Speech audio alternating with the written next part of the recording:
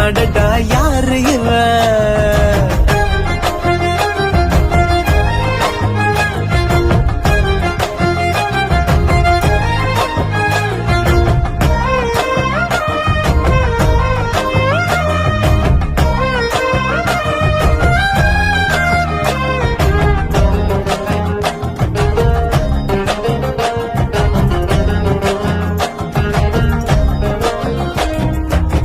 நிலவொன்று தரையில் வந்து நடக்குது எதிரில் நின்று எனக்குன்னு பிறந்தவதா என்று நான் சொன்னேன்.